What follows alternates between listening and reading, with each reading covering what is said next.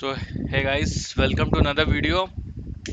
तो कल हमारा एक मैच हुआ था राजस्थान वर्सेस कोलकाता का, गुवाहाटी के स्टेडियम में, जो कि हमारा होम ग्राउंड है।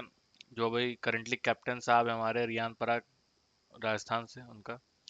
तो वहाँ पे कल कोलकाता नाइट राइडर्स ने बहुत आसान से मैच को जीत लिया, वो भी 8 विकेट से। क्विंटन डिकॉक रहे हमारे प्लेयर ऑफ द मैच। तो बात की जाए, जो पिच थी वो पिच पिच काफी स्टिकी थी और काफी स्पिनर्स को हेल्प दे रही थी। बैटिंग फ्रेंडली पिच वाह जरा से भी नहीं लगी। मे बी शायद फाइनली फाइनली एक पिच मिली फाइनली एक इस पिच मिली। आईपीएल में, जो कि तब हम जिस पे कंपटीशन दिखा बैट और बॉल के जिस बीच पे में। कल उम्मीद की जा रही थी कि अगर अर्ली विकेट्स अगर केकेआर के भी अगर गिर जाते ऊपर से दो हम्म तीन, तो फिर क्या पता मैच थोड़ा फंस सकता था। बट हम्म हम्म, आरआर की बॉलिंग इतनी बढ़िया है, उसकी कोई बात ही नहीं है। तो ये काम वो लोग नहीं कर पाए, बट राजस्थान के अगेंस्ट केकेआर ने कर दिया। तो हम एक बार बात कर लेते हैं पहली इनिंग्स की। तो पहली इनिंग्स में ज्यादा रन तो आए नहीं, क्योंकि पिच थोड़ी टफ थी। तो लास्ट में अगर आप टॉप स्कोरर जैसा देख सकते हैं तो ध्रुव जुरैल हमारे रहे, और ऊपर से थोड़ा बहुत रियान पराग और यशस्वी जायसवाल ने रहा। मेन जो सबसे ज्यादा रन जिन्होंने बनाया, ध्रुव जुरैल ने बनाया। उसके अलावा बैटिंग में कोई सपोर्ट उनको नहीं मिला। नीचे से जोफ्रा आर्चर ने आके एक थोड़ी क्विक पारी खेली, क्योंकि वो जानते थे कि उन्हें बॉलिंग मिलेगी, वो रन्स खाएंगे ही, तो इससे अच्छा मैं ही थोड़े रन्स बना देता हूँ। तो ये भी एक चीज थी। बॉलिंग की बात की जाए अगर केकेआर की, तो भाई केकेआर की बॉलिंग बहुत बढ़िया थी। वरुण चक्रवर्ती वापस से फॉर्म में आ गए, जिसके लिए जाने जाते थे।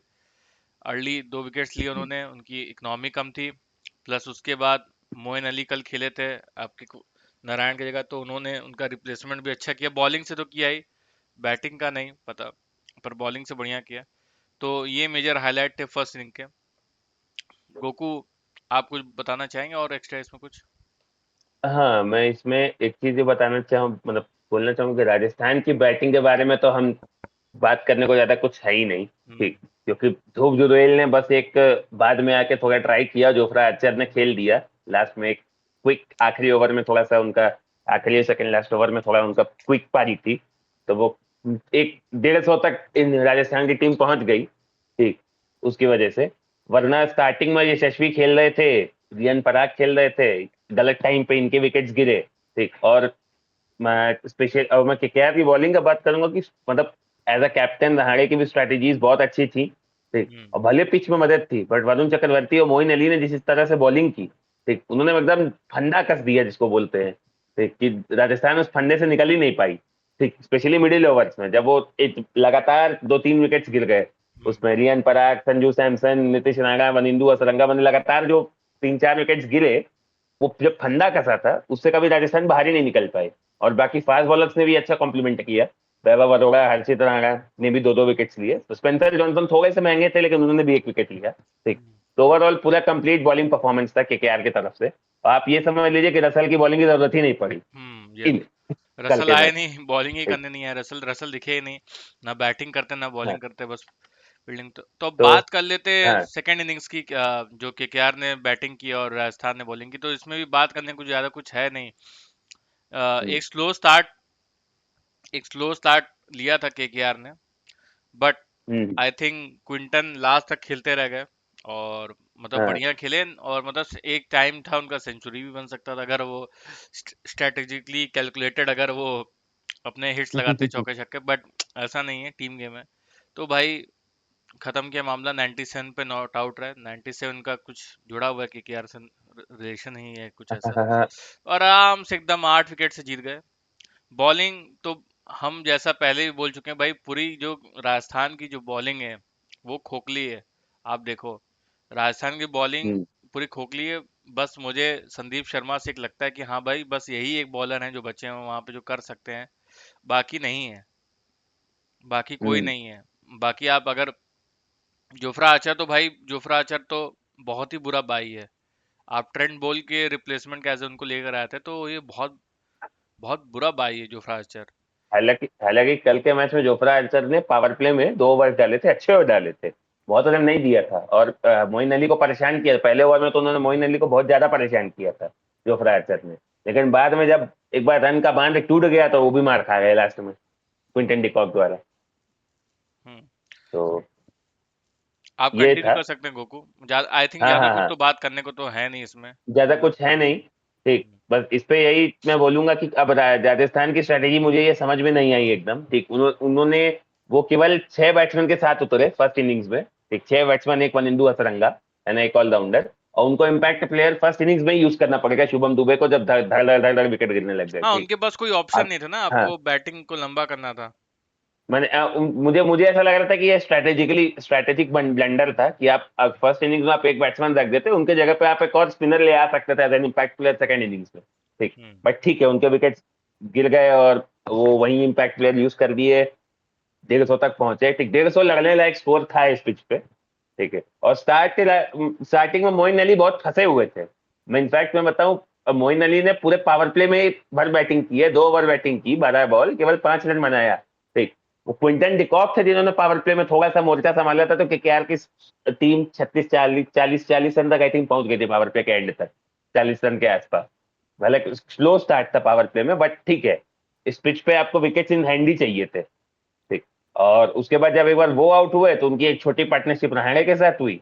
फिर रहाणे का जब विकेट गिरा तो उस समय भी लगा कि शायद ये मैच फंसा सकते हैं, 10 ओवर के बाद जस्ट गिरा था। हम्म। फिर अंगक्रिश रघुवंशी ने एक कुछ और हिकअप्स होने नहीं दिए क्विंटन डिकॉक के साथ, तो क्विंटन डिकॉक ने तो एक इस स्लो पिच पे बहुत बेहतरीन पारी आई खेली। थिंक क्विंटन ठीक। डिकॉक ने मतलब अपना जो उनका एक्सपीरियंस रहा पहले, मतलब क्रिकेट का, हाँ। तो काफी फॉर्मेट्स और रिटायरमेंट ले चुके हैं। तो हम्म। वो उन्होंने बहुत अच्छा यूज किया, बढ़िया खेला। और रघुवंशी ने भी मतलब आराम से खेला, क्योंकि टारगेट बहुत बड़ा नहीं था। क्योंकि आजकल जिस हिसाब से स्कोर्स बन रहे हैं, 250, 300 भी जाने के चांस रहते हैं। अब 300 से याद आया, हम्म। आज एक मैच होने वाला है, हाँ, लखनऊ और हमारे एसआरएच का। हम लोग उसका भी एक बार छोटा साढ़े सा चार। प्रीव्यू करते हैं। तो बढ़िया खेला इन्होंने यहाँ पे, और I think well deserving win था केकेआर के लिए। राजस्थान को अगर मैं राजस्थान की अगर मैं बोलना बॉलिंग के लिए चाहूँ तो तो, मैं कुछ। हाँ, हम्म। राजस्थान को अपनी बॉलिंग की तरफ एक बार देखना पड़ेगा।